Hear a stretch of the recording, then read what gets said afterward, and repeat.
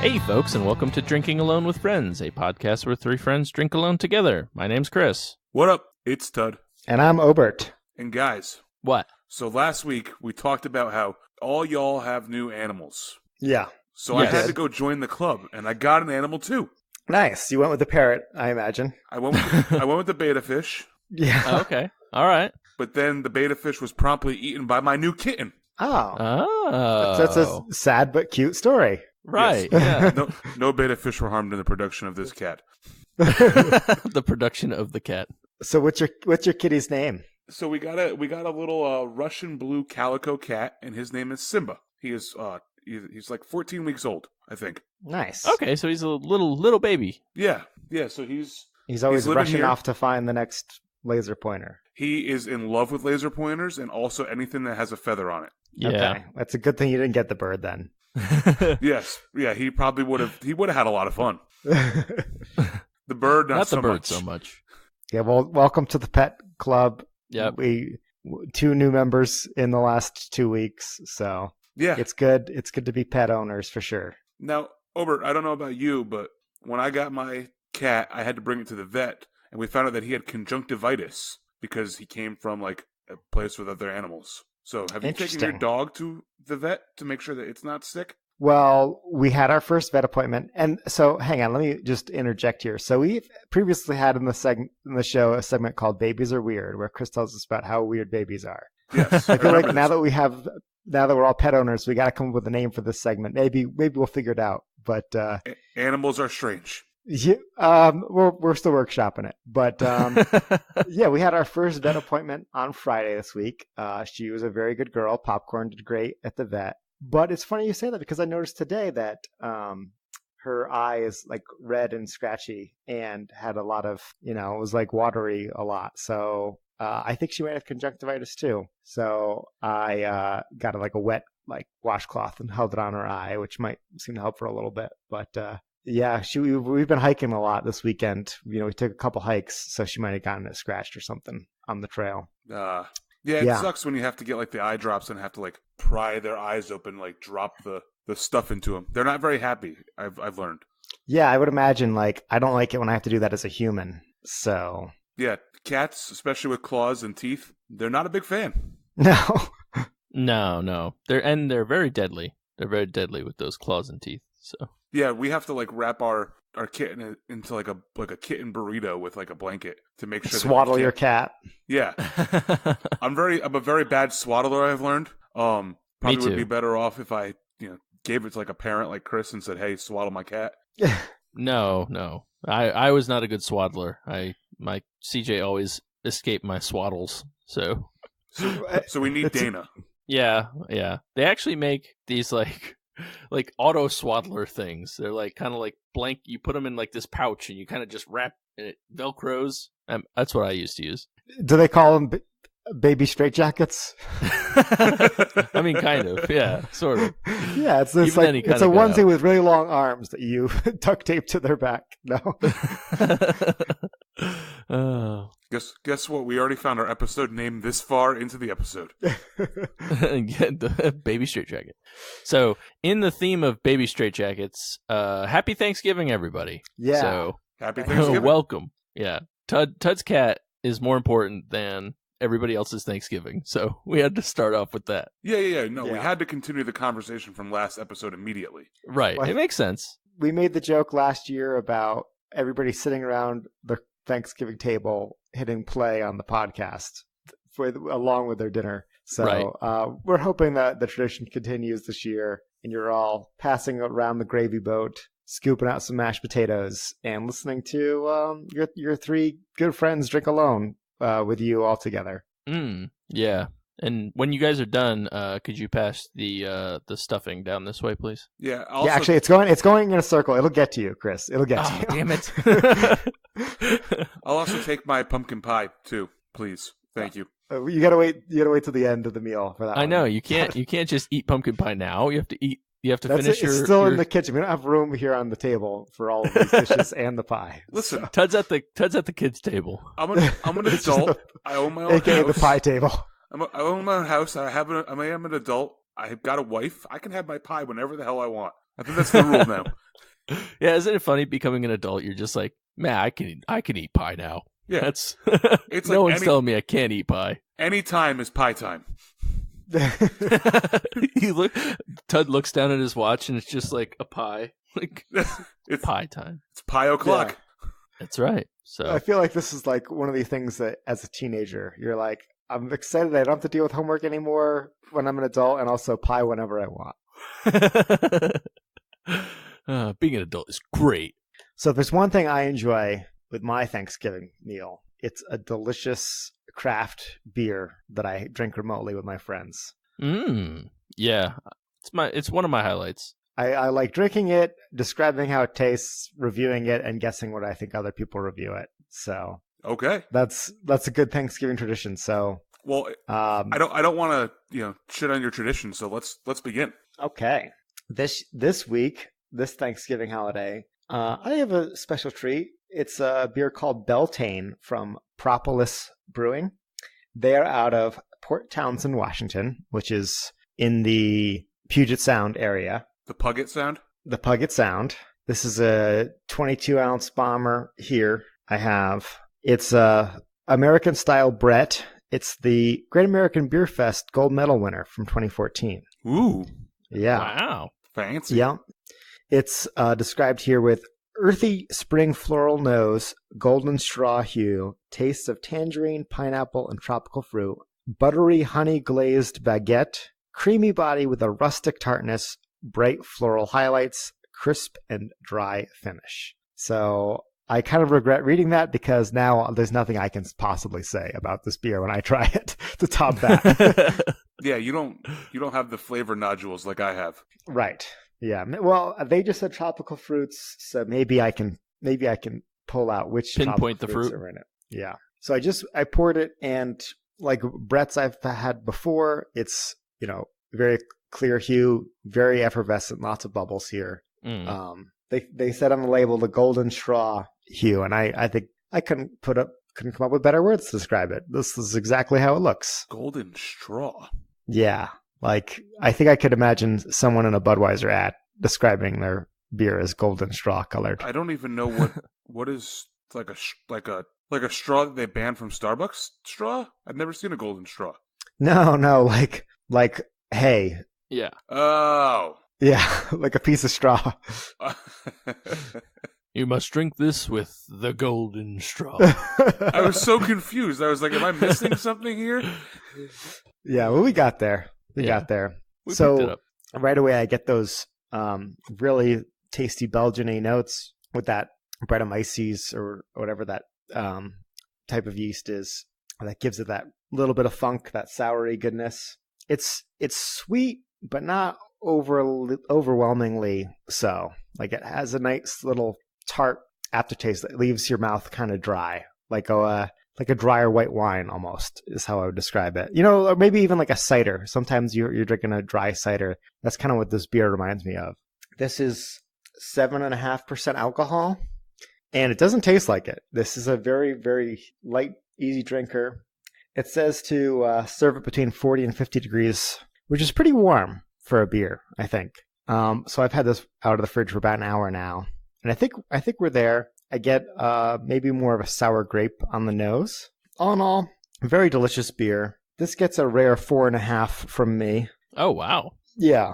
I'm not always one to pick out this style, but I think that they did a really fine job with it. I can see why they won the gold medal in 2014 with this beer for it, because I could see this being one of the best American Brett style beers out there for sure. Yeah. And that's surprising because that seems like a long time ago, and I've only really recently heard of Brett's. Yeah.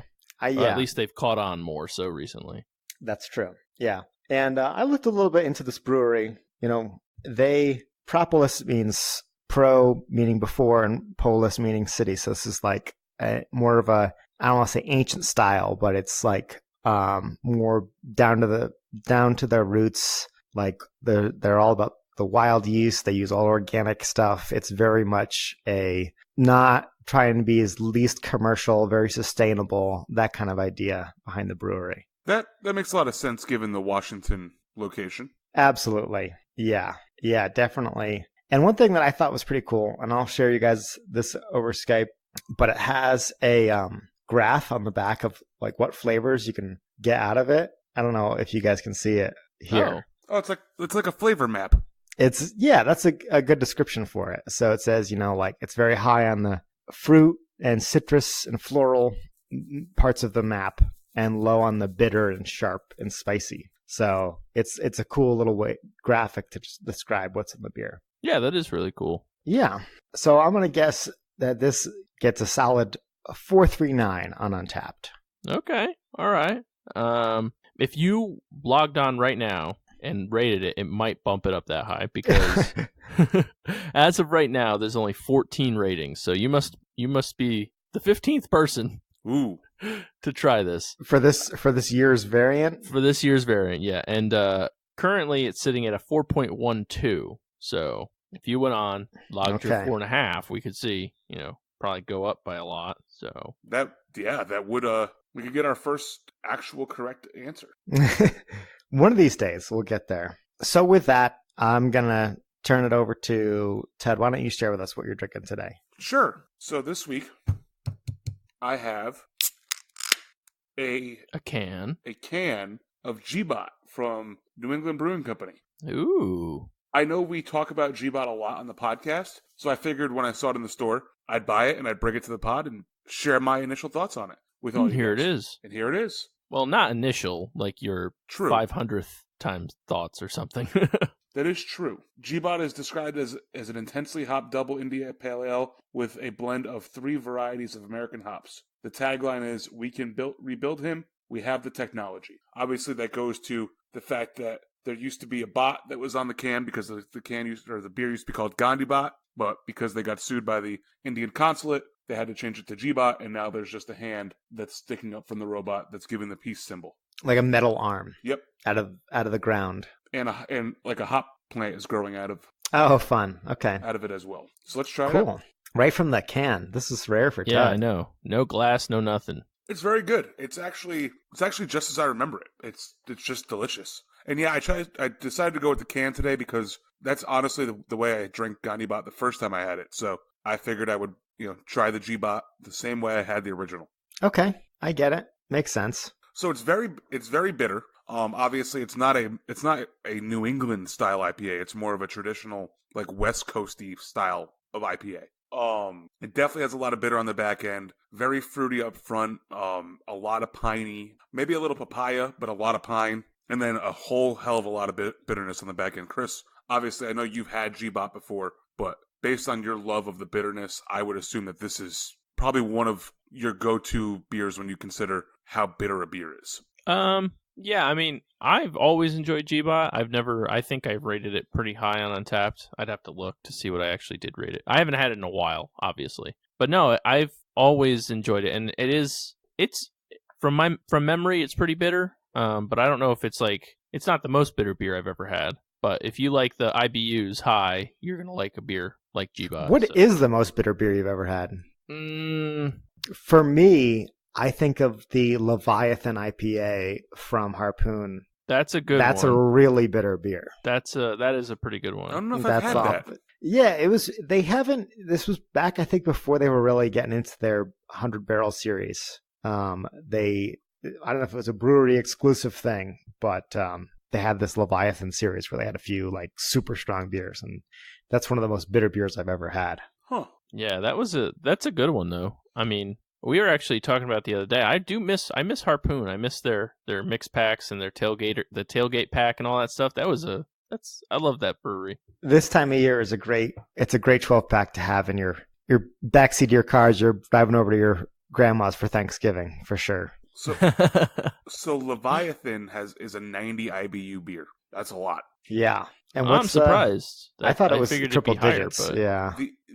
The biggest one I think I've had is I had the Big Hundo by Magic Hat, which they brewed purposely to be at 100 IBUs. Mm. Oh, wow. That is just it's just straight up bitter. Yeah. I mean, I've had quite a few beers that are over 100 IBUs. I think 6 Point does one that's pretty high on IBUs. I can't remember which one it is right now. Maybe Resin or one of those. Pretty bitter, but it's really good though. Nice. I wanted to interject, and then I think we should circle back. This I think is definitely wrong, but I just looked Harpoon Leviathan Imperial IPA 2016 up on Untapped. It says 850 IBUs. Oh, boy. So I don't think that's right. That doesn't seem right. That'd be fun. Yeah, and then the one that you pulled up was said 90. That seems more correct. Yeah, that seems right. I'm sure it's batch specific because I know that's a lot of small batch stuff they do, but yeah. Anyways, if you can find it, go find the Leviathan series from Harpoon. They're good. Yeah, I don't think it exists anymore, but maybe it does. All right, Ted. Sorry to cut away here. You want to bring it back? Yeah, that's fine. I'm checking the can on this to see what the IBUs are, but I don't see it, and I don't want to pull it up on Untapped, or else our game of guessing will no longer be valid for this beer. So, well, maybe we'll make it part of the game then. There you go. You know your palate pretty well. Self-proclaimed Bud Light taste tester master. No, it's not self-proclaimed. You witnessed it happen. Yeah, self-proclaimed and then tested, but no one else is going to proclaim it but you, I don't think. And master fruit analysis. Get the papayas out of all of the G-bots here. What do you think it is in terms of IBUs? I'm gonna guess 96. Did you not have an answer for me? Well, I wasn't sure if you wanted to say what your guess on the rating was as well. Oh, okay. So first of all, I should tell you that I rate this beer, under the new Untapped rating system, I'd probably give it like a 4.6. But because I can't, I'd probably have to give it a 4.5. Oh, wow. Okay. You hold that in high regards. I do hold... the G-Bot was probably one of my original 5-star beers on Untapped back when I first started on Untapped. So it does hold a very special place in my heart. But as you can see, over time, tastes change, and you got to be a little bit more realistic with your ratings. So and beers change too. There's not the beers that were 5-star. Today didn't exist when you were giving stuff 5 stars back when you were drinking G-Bot. That is true. So overall, I would guess 4.43. It's 4.32 according to the 31,000 check-ins. Oh, damn it. But my 11 friends average out to be 4.41. So, I mean, you're close to my friend average. Well, there you go. Maybe you're 10 of those check-ins. Who knows? I might be. Yeah. And 85 was the IBU count. Oh, okay. So I was close on both. Yeah, because you said 96. Yeah. Yeah. Nice. Yeah, that's a solid classic Connecticut beer right there. Yeah, this Absolutely. is like the old school cool, like this is like the heady topper of Connecticut. Yeah, that's pretty true. So I remember going to the package store across from Sean's house in Baltic and being like, "Oh man, they got G-Bot," kind of cool, And you always had to buy it. Oh yeah. One of those first beers I remember the first time I ever had it, and it's one of those kind of beers that will stick in your memory for sure. Mm-hmm. I remember. I can tell. I'm going to tell a little history lesson here. The first time I had it, Caitlin and I had gone out to get a pizza from a pizza place in Manchester, Connecticut. And while I was sitting there, I just happened to check beer menus for the main pub, and I saw they had G-Bot on tap. So rather than sit at the pizza place that we were at to order pizza, I told Caitlin immediately that we had to go, and I got up and I walked out of the restaurant. We were sitting at the bar, so the bartender was highly confused with what just happened. Right. But I paid for the 2 beers that we had, and I walked out, and we drove over to the main pub so we could drink G-Bot. That's awesome. To this day, I've never gone back to that pizza restaurant. Have no idea how the pizza is. Yep, couldn't tell you. So if anybody knows how Stonewall Pizza is in Manchester, let me know. I think it's actually supposed to be pretty good, but it was never in the cards that day. Yeah, never in the cards that life. Yeah, there was that actually happened to us once. Sorry, going off on a tangent, of course, but we were in Middletown and we were hitting up a couple places, and all of a sudden I checked the tap list for Eli Cannon's, which is another Connecticut staple when you're talking about craft beer, and they had double dry hop softly spoken magic spells on tap from Single Cut, and I was like, cancel everything we're doing. We have to go get this. And it was amazing. You turn on the highway. Yeah. It was like, keep that baby inside you. I'm going to have to go get this beer first. No. Stop pushing. It was, yeah. It was well worth it. It's great beer. One of the best beers I've had, that I can remember. So instead of her pushing, Chris told her, "Suck it in, suck it in." Oh man. So does that mean I get to go now? I think it does. Yeah. I didn't know if Obert had a tale of beer travel. I just want to hear what your beer for this week is. Okay. So I have a beer from Fontaflora Brewing, which is here in North Carolina. It's in Nebo, North Carolina. So we go from NEBCO to Nebo. Yeah, exactly. And this is Break of Moon, which is a fruit beer brewed with local black raspberries. So, Ooh, that should be good. yeah, I'm pretty excited. I haven't been to Fontaflora. It's not like crazy far from me. I think it's about maybe an hour, but I haven't made it there yet. I want to go. It's on the list. If you're listening, which I assume you are, Fontaflora Brewing, it's on the list. Nice. Yeah, an hour. If there's breweries that are closer that you haven't been to, it's hard to justify the drive. 45 minutes, I think, yeah, sure. It's an easy date night. But an hour, you're like, okay, this is more of like a full afternoon kind of thing. Yeah. And with CJ, like the closer the better. Yeah. So, just poured it in. It's dark. It's what's the pouring wine. You can't. Wow. Maybe a little bit. Yeah, it looks like black raspberries. Yeah. Filtered, but definitely dark. Yeah, definitely dark. It looks like they're just floating in it. But it definitely poured dark. It was a nice like dark red color pouring in, so it was a pretty pour. But on the nose, I mean, it smells like a sour blackberry beer, so I'm pretty excited. So we're gonna see what Fontaflora is all about, I guess. Yeah. Now, can you tell us anything about the brewery here? Wow. The brewery, not really, unfortunately, because I didn't look it up. But I know where it is. I know it's highly touted in this area, so people talk about it quite a bit. Now the beer is pretty awesome. It almost tastes as though you're drinking like a blackberry seltzer because it's got a lot of carbonation. Very like sweet blackberry, not too tart, not as tart as I thought it was going to be. I thought it was going to be more of a sour beer. So it's more sweet then? Yeah, more sweet than sour. Like very light, very refreshing for being so dark. It feels light in your like the mouthfeel is very light. And I mean, I don't get a much other than just like a very very nice blackberry drink right here. So, it's very very good. And what's the ABV on this? What does it weigh in at?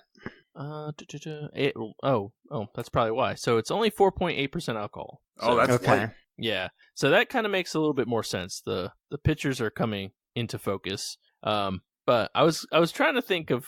I was going through my fridge and I was like, what do I have that would go great with Thanksgiving dinner? And apparently blackberry. I don't know. So I mean, I guess it's a berry. It's a relative of the cranberry. yeah. Okay, there we go. See, it's like a beefed up cranberry. So Yeah, it's got more muscles, clearly. it's ripped. But it's a really good beer. It's basically like if a blackberry is like a berry that ate a whole bunch of cranberries. That's why they have all the bumps, because those are all the cranberries they eat. Fun fact. Fun. Science. That's how science is. So I'm gonna give this beer a 4. Nice, easy, great drinking. I'm excited to go to Fontaflora finally. I'll report back when we finally end up going, but it's really good, and the can art is pretty cool too. It's got the a rover on the moon looking down on Earth with blackberries, so kind of cool can art. That's pretty neat. Yeah. So, but good beer. Nice. I bet you the Untapped community is probably like a 3.92. Yeah, not enough ABV to push it into the 4 territory. Yeah, and like I don't know. It seems like a very light, effervescent type of just easy drinking purple spiked seltzer. Yeah. I mean, it does. It tastes a lot like a spiked seltzer, which I was crushing a few yesterday. Nice. No laws. When you're drinking the claws. So out of 1,141 check-ins, you guessed it'd be what rated? 392. So it was 380. Okay, all right. So I'm a little higher than those folks, but it's a very good beer. And from what I understand, the brewery is very, very good. So gotta make it out that way. Well, if you do, make sure you let us all on the pod know. So. Oh, I will. I'll grab some cans. Awesome. And then ship them to us, right? Yeah. I mean, if I have enough, then yes. Yeah. I'm just putting it there subliminally in your mind. You want to give me cans so of this beer. subliminal. So, hey, I know we talked last episode about Friendsgiving. Yes. Friendsgiving has now come and gone. It has passed. Did anybody actually listen to the episode and acknowledge the call out I gave them? No. Oh, that's too bad. That's okay. They weren't drinking alone with us, but they were drinking in person with you. So how was it? That is true. How was hosting Friendsgiving in the new house? It was really good. Tons of space. Simba seemed to enjoy it a little bit. Sometimes he didn't, sometimes he did. That's the downfall of having a couple children in the house. But overall, it was fun. Plenty of space. People really seemed to like the food. We cooked the turkey in the traditional Obert style in a trash can. And that turned out really well. Besides, when Nick removed the trash can, the turkey caught on fire. Yeah, I heard about that a little bit. And, I was thinking about making this my handle this week because it is the holiday after all. And this is courtesy of Chris's dad, actually, was the one who inspired this. But the Trashcan Turkey, it's always a good time and always a really flavorful way to make a turkey. Yeah. But you got to watch out and not catch it on fire. Yes, I wish you would have taught us that beforehand. Yeah. Well, I was told by several people that you had, quote, the perfect hole in your yard for this turkey. So we had a mystery hole in the yard. We don't know who dug the mystery hole, but we do know that there was nothing living in the mystery hole when we decided to use it to cook a turkey. But what happened is because it was, it's a pretty decent sized hole. So I'm kind of curious to know what was living in it, but because it's a decent sized hole, the turkey kind of fit really well into it. So we were able to cover it in coals, pretty much like submerge it. And so maybe it was a turkey that was living there. Maybe. It fit. The turkey cooked really fast inside the mystery hole. I mean, it generally cooks fast. Especially if you apply directly to fire. Yeah, so what happened was, our pal Nick, he removed the turkey, or he removed the can, and didn't remove and decided to wander inside while the turkey was still like on the post, sizzling away. Yes, and then we were I was inside, and he walked in, and he was trying to grab the roaster pan to pull the turkey off, and all of a sudden he looked out of the window, and there was a flaming turkey out back with with Dan and Steve just standing around looking at it, going, "What do we do? I don't know. Should we try to save the turkey?" Nick and I both sprinted outside faster than two humans have ever moved in their life to save our turkey. And luckily, we only burnt the legs. So it was salvaged at the end. Oh, yeah. Yeah, that's good. The turkey was nice and moist inside. It was delicious. You just couldn't eat the legs, even though Nick did.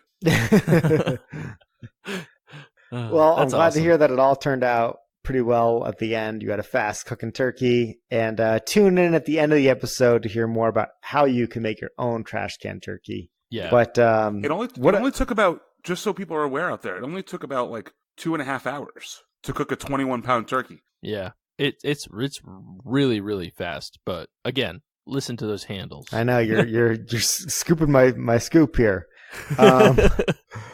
So what else? So I heard that there was some Bud Light action. Yeah, so we got a keg of Bud Light, a pony keg, if you will, of Bud Light. Okay, I was wondering how you guys were going to go through a whole, half barrel. Yeah, we decided to get a quarter barrel of Bud Light. So we drank that. There's still a little left. But I thought you were going to bring Bud Light on the podcast today, not going to lie. Looking back on it now, all right, let's just restart the episode. Yeah, okay. Hey, folks, and welcome to Drinking Alone with Friends, a podcast with three friends drink alone together. My name's Chris. And I'm drinking a Bud Light today. I'm doing keg stands over here, alone in my living room. Oh. No, so we had Bud Light. It was awesome. Yeah, and I made a guest appearance as a chug-off contestant. Yes, you did. Oh, I didn't hear about that. Yeah. Chris, go ahead and explain that one. I mean, I don't even remember. I guess, so a Friendsgiving a long time ago, we had Jumbling Tower. The last Friendsgiving that we were all together for. Was that in New York? Yes. Okay. And we had Jumbling Tower, and everybody got to write stuff on bricks. And then you would pull. Do you remember that at all, Over? I do, yeah. Okay. And some people might know Jumbling Tower as some people call it Jenga, and so right, it's like the knockoff version. Right, the knockoff version's called Jenga, and the little you call them bricks. What's the right word here? Jenga. I guess, yeah. And so we wrote little like dares on every single brick. Right, and one of them happened to be challenge Chris to a chug off or something that. Challenge, and you must beat Chris in a chug off. Oh yeah, okay. And there was no like, if you fail, like you must do something. It was just There's like no consequences. You just have to keep on going until you beat Chris. Right. So we were like cooking dinner, and I got a Snapchat video message from Tud, and I was like, well, I'll just, and then he goes, you have to call me back. So I was like, okay. So I did, and I ended up chugging against Nick on behalf of Caitlin. So yes, that seems like a fair way to do that. Yeah. But I won, so that's so Nick important. should still be chugging right now. Yeah. I mean, unfortunately, I wasn't going to continue to chug my beer when I wasn't at Friendsgiving. So yeah, but you made the rule. Yeah. Are you sure it was me? It was in your handwriting. Okay, that sounds like me. It could have been me. I don't know. We have similar handwriting. Who else would put down, challenge and beat Chris in a chug off besides Chris? That's a good point. But I'm glad that you brought the game back. I'm glad you brought Jumbling Tower dares. Yeah. For keeping the tradition alive. We also learned that like some of them are pretty dirty. Like we should have been playing that in the presence of children. Yeah. But we did. This one's just a swear off. Who could say the most different swears in 30 seconds? Everybody is included. 9 adults just saying as many curse words as possible. And there was one of them that said like remove like one article of clothing, and if you like your and like if like the people in the room are not happy, remove another article of clothing. Oh, I think I remember that log. So Chris is like, I think I wrote that one. Was that also in my handwriting? No, that was in Larissa's handwriting. Yeah, I was gonna say I don't think I wrote that one down. But so Nick pulled that log, and the first thing he did was he took off his pants, and no one was happy. And nobody was happy. He was very upset, so he had to take off a shirt, and then everybody was maybe happy, so we took off a sock, and then we were all happy. Oh. So I'm glad you guys had fun. It's always a good time. I mean, who knows? Maybe one of these years we'll be able to make it back for Friendsgiving, which I'm convinced we were like the first Friendsgiving. I mean, I'm just going to say that. But yeah, this is the 11th or 12th annual, depending on how you count, in a row. And now it's crazy to see what started as a college drinking tradition to evolve, where people are bringing their families with their kids. And I don't know. It makes me sad that I can't be there, but I'm glad to see that it's being passed along to the next generation. Well, there's always the possibility that you guys are going to show up next year. That's true. Or we can just host. Yeah. North Carolina in November is beautiful. Montana in never mind. Montana in November is blizzard. It's like, you ever wanted winter but like bad? That's Montana in November. At least it's always a white Christmas here. That's a guarantee. Yeah, not here. Not here so much. Oh, Chris is digging deep in the mail floor. Thank you. Oh, man. So, yeah, we've been trying to get through a backlog of emails one by one. AKA Chris is trying to perform some like fall time cleaning in his house. Yeah, there we go. And this is from friend of the pod, Sal, who's written in before. So he wrote in, he listened recently, catching up on some episodes, and the Mount Rushmore discussion kind of struck him. So this is from a couple episodes ago. Yeah. Where we talked about what 4 beers would be on our Mount Rushmore of beer. Yes, correct. And he had some thoughts on it. So first he says, "G'day." G'day. So he thought the Mount Rushmore of craft beer was a very cool discussion. Thank you. And that we have some thoughts in common. but he wanted to bring up Yuengling first. He believes that Yuengling is not a craft brewery. So they are the oldest brewery in the country and suddenly burst into the craft brewer scene in 2014 as the biggest after they lobbied the Brewers Guild to remove any semblance of creativity from the definition of craft beer, or of craft. And he actually sent a link. We'll throw it in the show notes. And craft was no longer meant craft, but was purely about size. In my opinion, their beer is fine, certainly better than the macros, but not craft. So that's interesting. Yeah. I mean, are we going to distinguish between a macro brewery and if you're not macro brewery and you're not a craft brewery, what are you? Right. And I'm not trying to challenge his email, but like there's an answer there, and I don't know what it is. A MyPod. What does that stand for? Don't know. Just came up with it. Okay. MyPod? MyPod. Can you spell that, please? MIPOD. Can you what use it? the in a hell are sentence? you talking about? I'm so lost. It's like you just pulled letters out of a Scrabble bag here. What are we talking about? I just grabbed them out of thin air. MyPod. Okay. So a MyPod is a brewery that's not a craft brewery, but not a macro. Yes. Perfect. Okay. So Yuengling is officially a MyPod. MyPod. Okay, so he continues on. He says, as for the mountain of heads, I don't think you need a tiny, perky startup like The Alchemist or Treehouse. They are great. Let's see how they last. Well, I mean, I'm going to go ahead and say they're probably going to last pretty good. Was that not supposed to be a joke? I don't know. I don't know how I feel about this email so far. It's an email. He didn't put LOL, but anyways.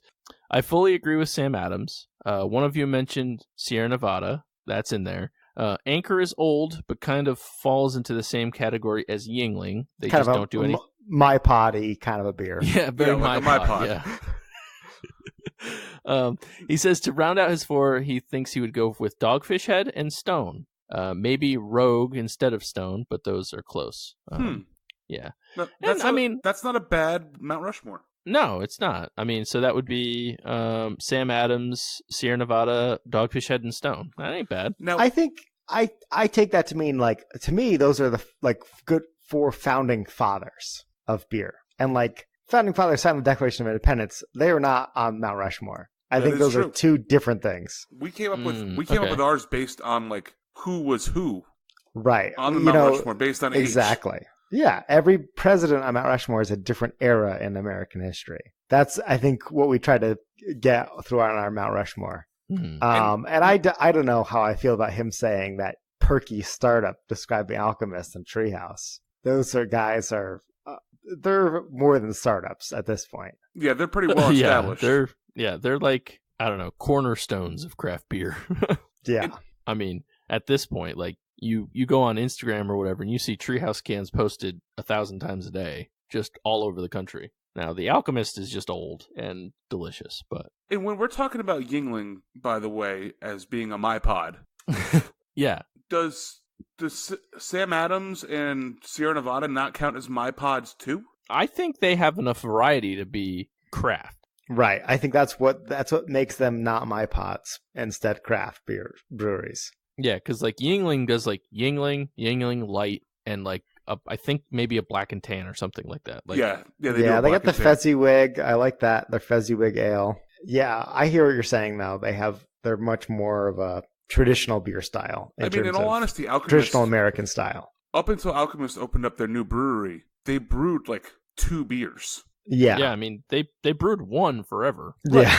So I mean, if we're gonna give Yuengling some shit because they only brew a limited supply or limited, style of beer, that's how the Alchemists made their hay, was by 1 or 2 types of beer. But a Yuengling lager is very, very, very different beer than a Heady Topper. True. Yuengling lager is, it's like a Coors Banquet almost. It's not. It's a Budweiser. It's a very well-rounded, decent macro lager. It's a MyPod. It is indeed a MyPod. It is a MyPod, yes. But anyway, so that's my response to Sal. You picked 4 great founding fathers of craft brew. I think that they don't represent the eras of craft brew, which is, in my opinion, what a Mount Rushmore is. But that's open to interpretation. I think that he took in a different direction, and I kind of like that. So Yeah. I think we just tell Sal that he's wrong. Our interpretation is the only way. He does say that as a runner-up, Abita could be put on there. Ooh, yeah. Abita's really good. Abita is very good. So he continues on. This is he had a awesome. He had a really good email. I think all of his emails so far have been like really awesome. So also to get on Tud's good side after proving him wrong about sulfites. Looking at Wikipedia quickly shows I'm right. I wholeheartedly rubbing salt in the wound there. Okay, you're still wrong. I choose to believe. I wholeheartedly agree with him about Atomic Pumpkin. It's an incredible beer. To piss him off again, I have to ask: do you really taste what you claim, or have you memorized popular hops and their tasting notes? Your review on wine did not inspire confidence about your tongue. Wow. Whatever the opposite of a compliment sandwich is exactly what Sal just did to Tud. Yeah, he almost like bitch slapped me in the face and was just like, "Ha, pretty boy." Bitch slap. It's not a compliment sandwich. He pushed you down, helped you back up, and then pushed you down again. Yeah, seriously.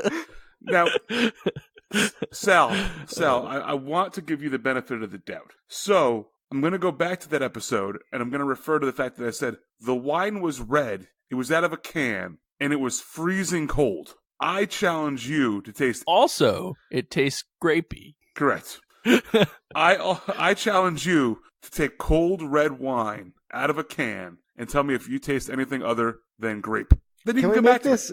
Can we make this an official challenge? I think... This is what I'm thinking. I think we get Sal to record a voice memo on his phone, reviewing a wine, and we get Tud to review the same wine, and we see which of them has a better review of it. Oh, that'd be pretty fun. Yeah. That would be fun. It's a review off. I think we should do it. I think Sal has thrown down the gauntlet with his email here. That's true. With his shove, help up, shove. Him.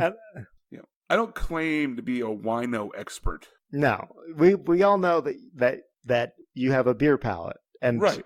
I think you can count the number of wines we reviewed between the three of us on this show in one hand. Yes, the number being 2. Yeah, and they both came out of a can. Mm-hmm. Mine came out of a can. That was a long time ago. So did mine, and mine got drank out of a beer glass. But I'd love to hear about this, Sal. If you're interested in this challenge, let us know. Maybe we'll make it happen, and we can get the review off going between you and Tud of red wines, because I love to make Tud do extra work for this podcast. It's a common theme here. You notice how Ober always makes other people do extra work. Oh yeah, well if you want me to do extra work, bring it on. I do owe you. I do need to mail you a Ivan the Terrible. That was some work you gave me last week. There was more than just one bottle there on that. They're like $20 a bottle. They're not cheap. Oh, damn. It's okay. Yeah, but that's $40 for 2 bottles. You love me enough. If I'm gonna ship you some stuff, we'll make sure that the shipping cost is worth what you get for sure. There you go. So, and he says he finishes it all with Anyway Great Pod. So there you go, picking you back up, dusting you off. Back up. Shut you down, pick you up. I feel abused. Well, you'll get used to it. Oh, there we go. And with that, Chris is burying a pile of mail. It goes back from where it came. Bottom of the pile. Yeah, that was fun. That was a fun email. Yeah, it was a good one. Make sure everybody's sending in them emails. dawfpodcast@gmail.com. Yeah. So with that, it's time to end the episode as we always do with frosty handles. No, with frosty mug that also has frosty handles on it, full of gravy and mashed potatoes and green bean casserole of life advice. And some stuffing. Of course, some stuffing. Absolutely, some stuffing. This is a leftover turkey sandwich of life advice. And maybe some burnt turkey. Some burkey. It's coming your way. Because we already alluded to it, I feel like I should start here with the Trashcan Turkey. I'm going to put a link to the show notes for a more thorough description. But this is something that, again, has been inspired by Chris's dad, who always has a flair for cooking while camping. And this was a Boy Scout original recipe that we learned back in the day in Boy Scouts, but it's having fun with charcoal.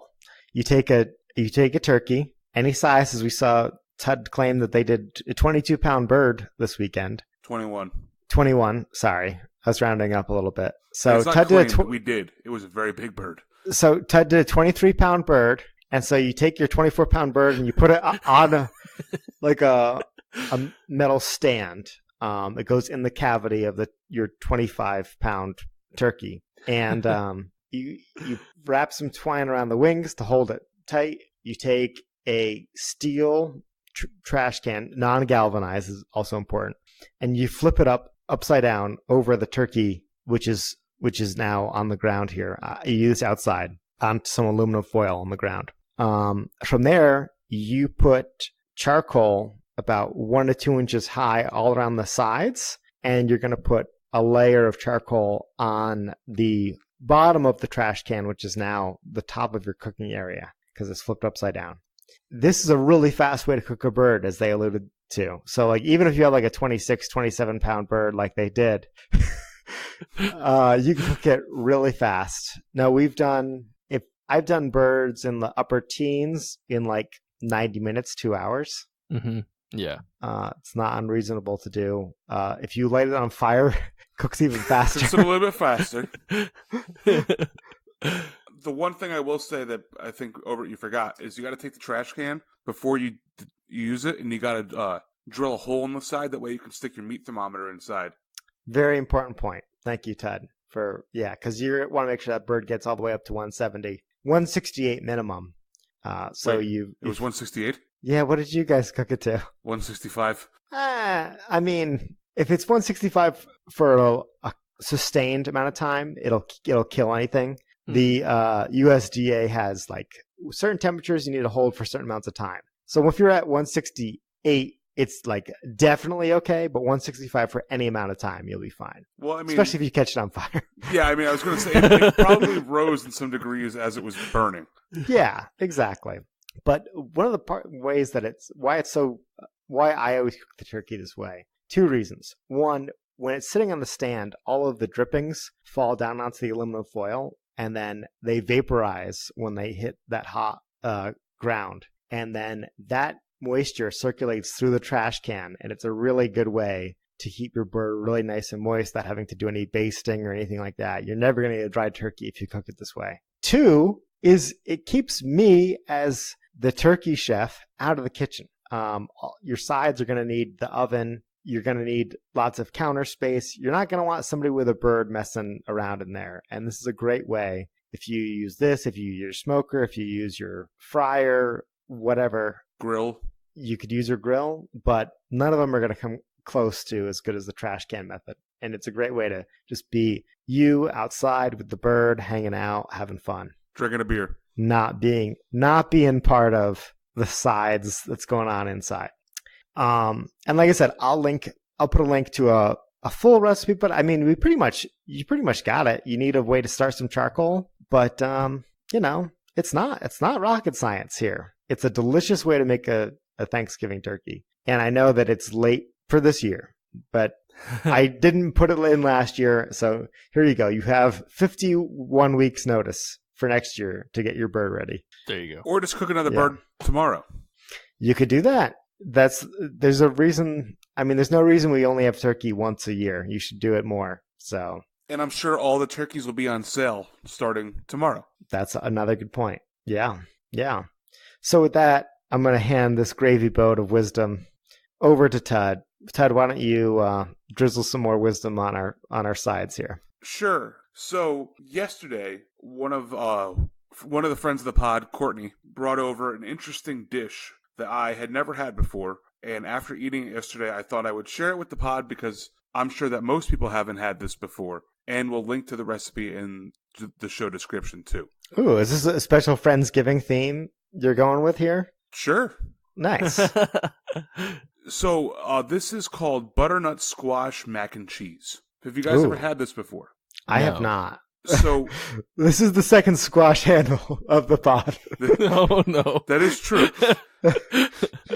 So this is a recipe that calls for 1/2 of a butternut squash, and then basically all the other ingredients are the ingredients that you'd use to make macaroni and cheese. So elbow macaroni, milk, butter, flour. There's some nutmeg, which is interesting. Some rosemary, which is also interesting. And then cheddar cheese, sharp cheddar cheese, and breadcrumbs. And basically what happens is that you cook the butternut squash, and then you immersion mix it, and then mix that in with the mac and cheese. Therefore, so you make mac and cheese like normal. But open the blue box. But you throw some like mashed immersion blended butternut squash.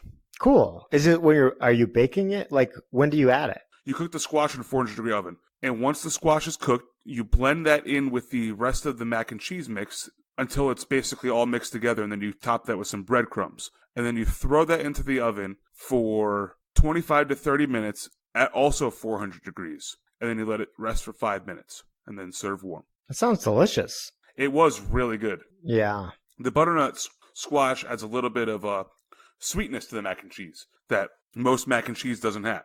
I like it. It's a good, seems like a better Friendsgiving recipe than a Thanksgiving recipe, because Thanksgiving's already a pretty heavy meal. I don't know if we need to add more macaroni. But you know what I could see it, though? I could see it being like your side dish for your sandwich the next day. That, and, if you have extra squash the day after. What are you going to do with it? Yeah, just throw that right into some mac and cheese. I like it. I like it a lot. And then you're getting you're getting a serving of vegetables while you're eating mac and cheese. How can you go wrong? It's super healthy. You really can't. Hashtag TUDFit.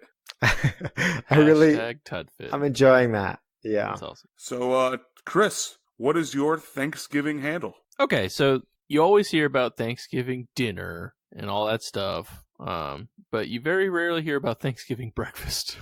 It's true. It's not normally the meal people focus on Thanksgiving. Yeah, I don't know why. They should. I feel like people are traveling usually in the morning on Thanksgiving. But this is something that could go well with your cup of coffee, maybe an Irish coffee, like we used to do in the Adam Oates household on Thanksgiving morning. But I really hope that your handle's a crumpet. No, well, not a crumpet, no. I have made, on occasion, a pumpkin coffee cake. Oh my God. This sounds so good. And I will say, it's pretty banging. It's pretty good. So, I mean, essentially think of a coffee cake except when you're mixing the batter together, in lieu of a few things, you add a can of just like pumpkin puree along with some spices. Most of them are normally in a coffee cake, and you bake that for a while. Where does the coffee go in? A coffee cake doesn't have coffee in it. Yeah, I think it's just something like a cake you can have with coffee. Yeah, that's common misconception. Wait, seriously? Yeah. Yeah, well, have you had coffee cake before? Yeah. Oh, okay. Coffee, yeah, there's no coffee. Like normally they don't taste like coffee flavored. No, they're just perfectly ppaired with a hot cup of coffee. So I want to just learn something new today. Coffee right now. I didn't realize that coffee cake had no coffee in it. Yeah, there you go. But it's really good. It gives like the pumpkin blends in nice with all the brown sugar crumble that you put on top, and it tastes really good. I will say it's very dense with the pumpkin in there. But I mean, if you're feeling a little frisky and you want to try, you're like, you know what, I don't eat enough on Thanksgiving, then maybe you make this in the morning.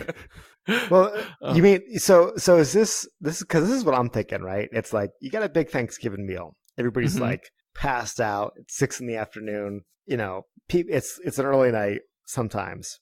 How you get all your family and extended family out of bed the next morning is they're gonna smell this Black Friday pumpkin coffee cake wafting through the house. Yeah. They're going to get the cinnamon, they're going to get the pumpkin, and they're going to also get the hot pot of coffee that's roasting and brewing. That's getting me out of bed right now. Right. So that assumes that anybody ever went to bed over it. Maybe they were all out shopping all night long. That's okay. True. That's another good point. Maybe these people they did their midnight rush. They did a whole crazy shopping spree, and now they got to come home and refuel for the afternoon deals.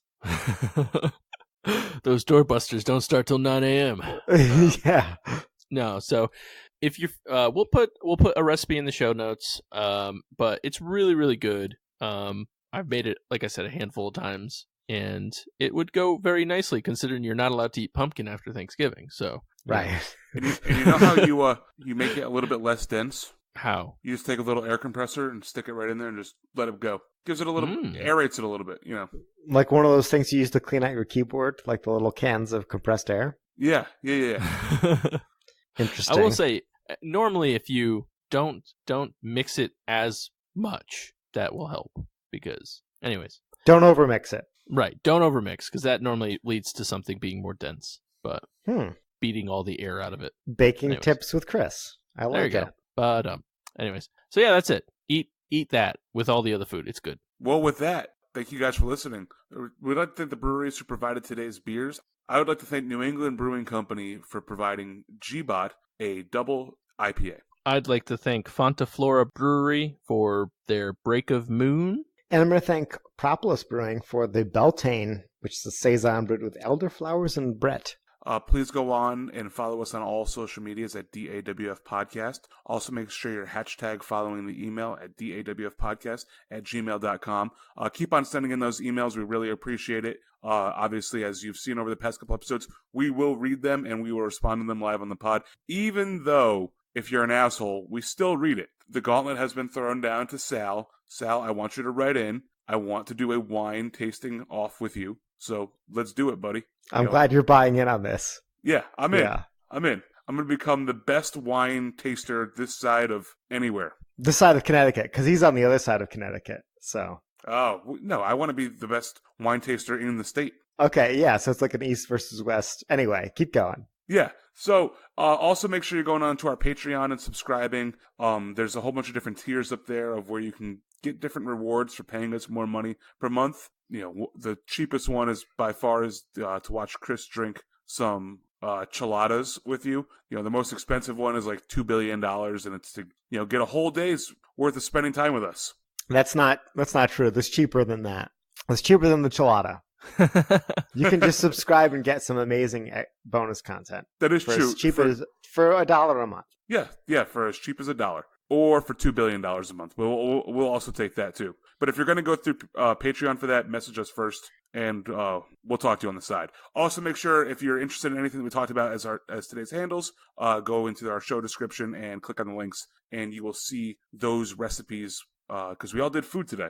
As you can tell, we're in the Thanksgiving spirit, and we're ready to go eat. And so, with that, happy Thanksgiving, everybody. My name is Tud. Happy Thanksgiving. My name's Chris. And I'm Obert. Happy Thanksgiving.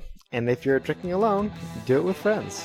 And could you guys pass me that mashed potatoes and the green bean casserole over there? Sure. I hope you guys didn't want pie and ate it all during the first episode. Oh, come on. I was told I could eat pie whenever the hell I wanted. I said you had to wait. You were saying I could eat pie whenever the hell I want, so you were told by yourself. As long as there's extra of the croissant biscuits, I'm happy. The crescent rolls. That's what I want. I also ate those. I'll just make boxes of stovetop for myself. It's fine. Real quick, good. Crescents or grands? Crescents. Grands. I'm going crescents.